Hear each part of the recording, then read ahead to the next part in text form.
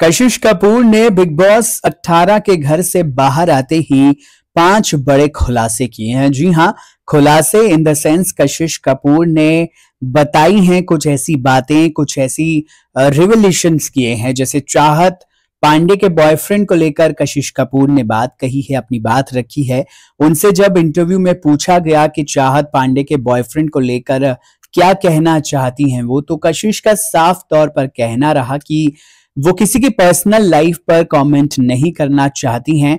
अगर बाहर बॉयफ्रेंड है और इसको प्राइवेट कोई रखना चाहता है तो उसमें भी कोई बुराई नहीं है। And at the same time अगर आप शो में ये बोलकर आए हो कि आप सिंगल हो, अदरवाइज नहीं है आप बाहर सिंगल, तो वो चीज भी गलत है। चाहत पांडे के केस में उन्होंने कहा कि चाहत पांडे की जिस तरीके से तस्वीर वीकेंड का वार पर दिखाई गई वो बहुत ज्यादा गलत था। इसके अलावा करणवीर मेहरा पर जमकर बरसी हैं कशिश कपूर। कशिश ने करणवीर मेहरा को गंदा आदमी कहा है। उन्होंने कहा कि वो ऐसे शख्स हैं जिनको दूसरों के दुख में प्लेजर मिलता है, दूसरों के दुख को देखकर वो खुश होते हैं।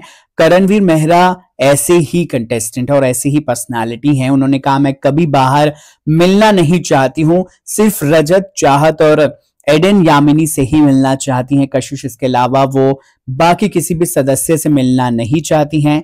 उन्होंने कहा ईशा जितनी स्वीट दिखाती हैं खुद को वो है नहीं उतनी। शिल्पा शिरोडकर पर भी खूब जहर उगला है कशिश ने। उन्होंने कहा कि शिल्पा जी एक नंबर की इविल पर्सन और मीन पर्सन है। वो बहुत अच्छे से गेम को मैनेज कर रही हैं, वो यूज कर रही हैं अपने आसपास के लोगों का, लेकिन ये रियलाइजेशन किसी को नहीं हो पा रहा है।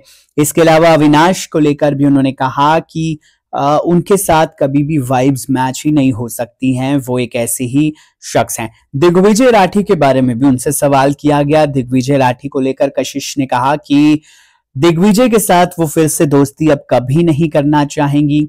साथ में काम अगर ऑफर होता है तो वो जरूर करेंगी, लेकिन वैसे पर्सनली वो अब दिग्विजय से इंटरेक्शन बिल्कुल भी रखना नहीं चाहेंगी। उन्होंने कहा कि मैंने यही दिखाना था कि मेरी जो रियल पर्सनालिटी है वो ये है, और बिग बॉस के घर के अंदर मैंने रियल पर्सनालिटी दिखाई है और लोगों को पसंद भी आई है।